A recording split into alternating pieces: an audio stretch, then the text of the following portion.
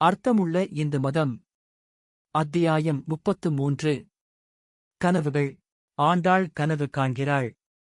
அந்தக் கனவு நாச்சியார் திருமொழியில் ஒரு பகுதியாக வருகிறது. திருமால் தன்னை மணந்து கொள்வது போலவும் அதற்குரிய சடங்குகள் யாவும் நடப்பது போலவும் அவள் கனவு காண்கிறாள். வாரணம் 1000 சூழ வலம் செய்து நாரண நம்பி நடக்கின்றான் என்று எதிர் பூரண பொற்கடம் வைத்து புறமெங்கும் தோரணம் நாட்டக் கனா கண்டேன் தோழி நான் என்று தோழியிடம் சொல்லுகிறாள். இந்துக்கள் திருமணச் சடங்குகளில் இந்தப் பாடல்கள் இன்றும் பாடப்படுகின்றன. கனவுகள் என்பவை என்ன? ஒவ்வொரு மனிதனுக்கும் கனவுகள் வருகின்றன. வாழ்க்கையில் நடக்கப் போகிற சில விஷயங்களை முன்னதாகவே கனவுகள் எச்சரிக்கின்றன என்று இந்துக்கள் நம்புகிறார்கள். எனது வாழ்க்கையிலேயே சில சம்பவங்கள் நடந்திருக்கின்றன. காந்தி அடிகள் சுட்டுக் கொல்லப்பட்டதற்கு சில நாட்களுக்கு முன்னால் எனக்கு ஒரு கனவு வந்தது. காலை 9 மணி இருக்கும். நான் தூங்கிக் கொண்டிருந்தேன்.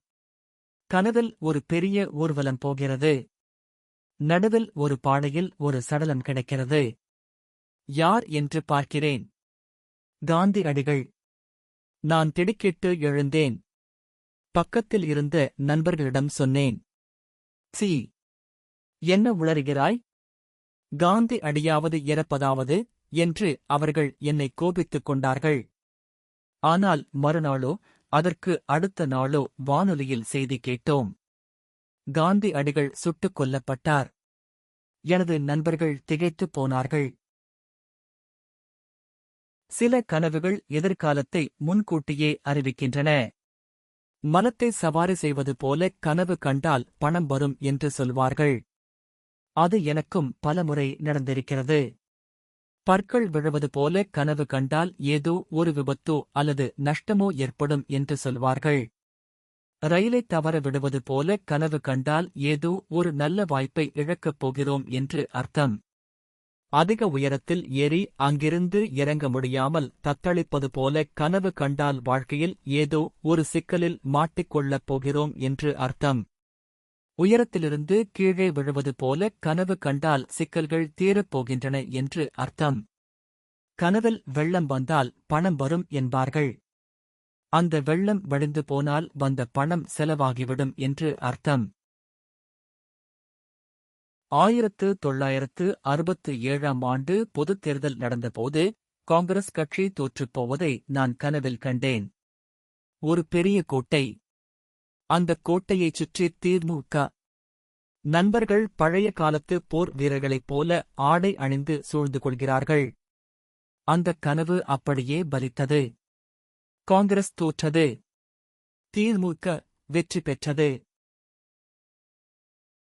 திருப்பதிக்குச் செல்வது போல கனவு கண்டேன்.